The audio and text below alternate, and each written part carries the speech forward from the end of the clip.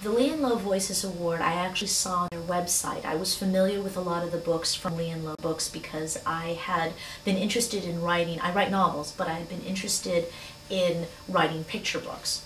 So I remember doing a lot of research, reading a lot of picture books and trying to understand the genre and how they were written and how the art and the words worked together. And I really loved several of the books from Lee and Low, especially Baseball Saved Us. So when I looked on their website to see what are the books they had, I noticed they had a writing contest. And I actually submitted something, I can't remember now, I think it was the year 2000 or 2001, and I just got a form rejection letter. And I said, okay, dusted myself off, and in a couple of years wrote another book and sent it to them. How did I hear about the Sammy Lee story?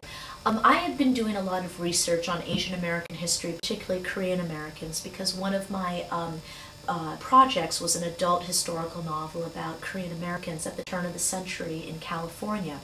And in researching Korean Americans who lived in California from about 1900 to about 1945, I found out about Sammy Lee. I just happened to come across, I think it was an ESPN online historical essay on how Sammy Lee was considered the Jackie Robinson for Asian American athletes. And I remember thinking to myself, what is this?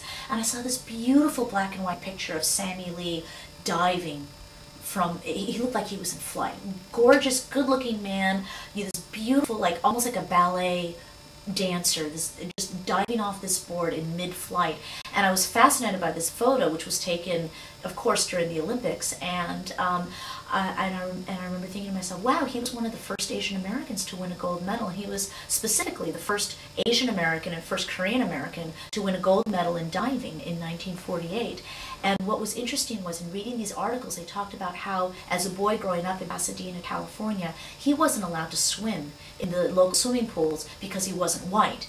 And I remember being very surprised by that because growing up, when you hear about prejudice in our country and racism and about Jim Crow laws and segregation, it's always about black and white. So I always knew that black children couldn't swim, which was a terrible thing. Black kids couldn't swim in the swimming pools in most public swimming parks across America back in the 1920s and 30s. And I had no idea that Asian Americans and Hispanics, Mexicans and so forth, and in fact actually Jewish kids were not allowed to swim in some of these pools. So I started doing research because I just was curious about this, and the more I found out about Sammy Lee, I thought, I can't believe I've never heard of him.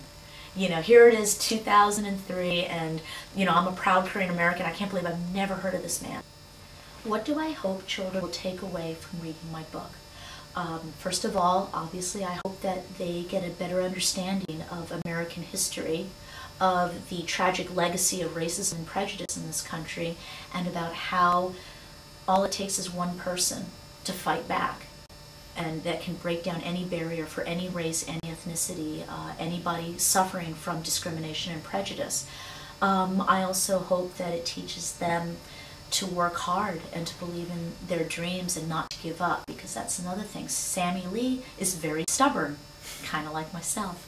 Maybe it's a Korean trait, I don't know. but you know, he was very determined and didn't give up, and I think that that should also teach children, never give up, you know, believe in your dreams and work hard. And you know, in America anything is possible, and that's something, that's a line that's repeated a lot in my book, because his father is always telling his son, if you set your heart to it, anything is possible in this country. And that's something Sammy Lee discovers for himself.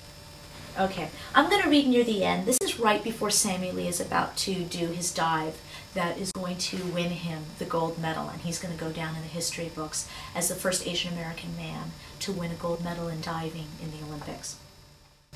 For his final dive in the 10-meter platform event, Sammy decided to perform the forward 3.5 somersault. This was a very dangerous move. The slightest miscalculation in timing could lead to a serious, even fatal injury. Sammy faced a crowd of thousands. His mouth was dry. He heard the sound of water lapping against the sides of the pool, the murmuring of the people, the beating of his heart. Never before had Sammy felt such intense pressure.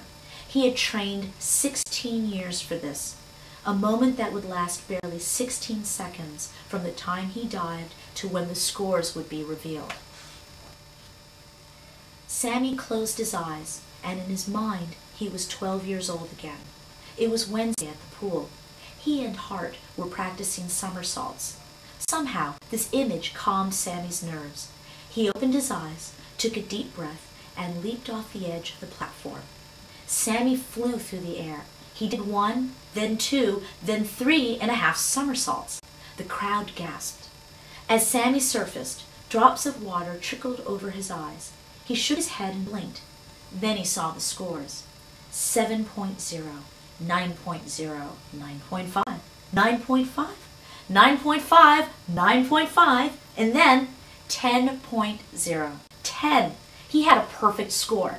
Sammy Lee was an Olympic champion.